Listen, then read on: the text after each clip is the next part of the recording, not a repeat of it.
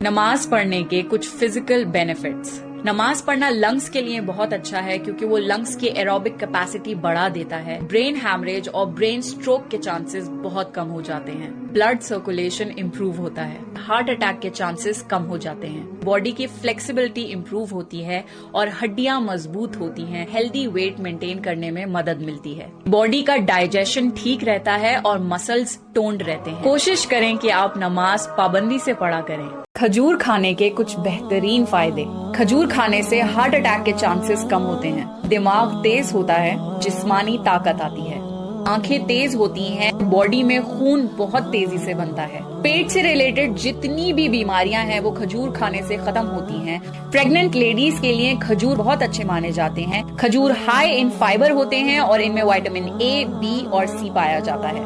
تو اب آپ کو سمجھ آیا کہ اللہ تعالیٰ کیوں چاہتا ہے کہ آپ اپنا روزہ کھجور سے کھولیں۔ کیا آپ کو پتا ہے مسجد الاقصی اسلام میں کیا اہمیت رکھتی ہے؟ اقصی مسلمانوں کا پہلا قبلہ تھی۔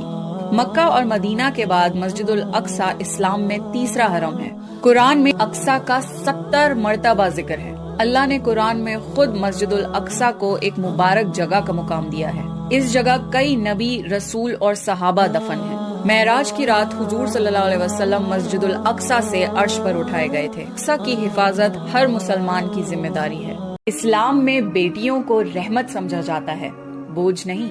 حضور صلی اللہ علیہ وسلم نے فرمایا ہے کہ وہ عورت خوش قسمت ہے جس کی پہلی اولاد ایک بیٹی ہو۔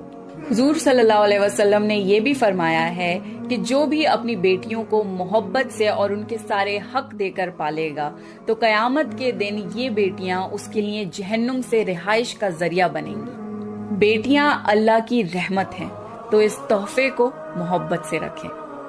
آپ کا لائف پارٹنر اللہ نے آپ کی پیدائش سے پہلے ہی لکھ دیا ہے۔ آپ کی روح آپ کے لائف پارٹنر کے ساتھ بنائی گئی تھی۔ آپ کا نکاح جس سے ہونا ہے اس کا نام آپ کے نام کے آگے کئی ہزار سال پہلے لکھا جا چکا ہے۔ جو آپ کی قسمت میں ہوگا وہ آپ کو مل کر رہے گا۔ تو پریشان ہونا چھوڑ دیجئے اور اپنے لیے اور اپنی آنے والی زندگی کے لیے بہترین دعائیں مانگا کریے، کیونکہ آپ کی دعائیں قبول ہو کر آپ کی زندگی خوبصورت بنا سکتی ہیں۔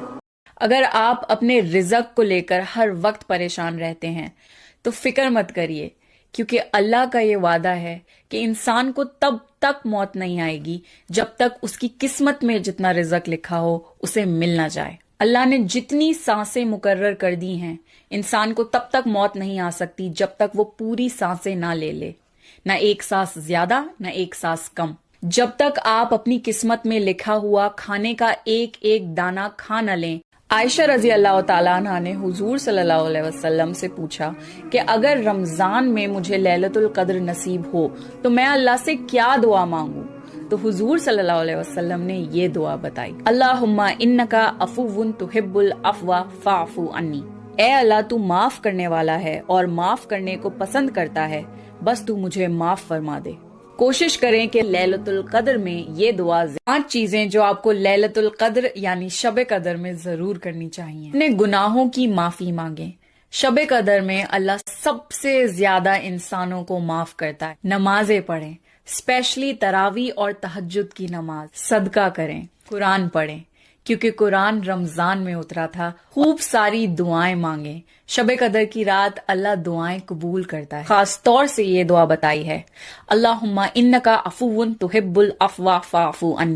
کیا آپ کو پتا ہے کہ جہنم میں ایک کولڈ پورشن بھی ہے جس کا نام ہے زمہریر، جہاں پر سردی کا عذاب ہوگا۔ زمہریر میں اتنی سردی ہوگی کہ جہنمی اللہ سے بھیک مانگیں گے کہ انہیں تھوڑی سی گرماہٹ مل جائے۔ اتنی شدید سردی کہ آپ کی سکن کو جلانے لگ جائے۔ حضور صلی اللہ علیہ وسلم نے ایک خاص دعا بتائی ہے، اللہم اجرنی من زمہریر جہنم۔ O Allah save us from the extreme cold of جہنم۔ جہنم کے سرد عذاب سے بھی مغفرت مانگا کریں۔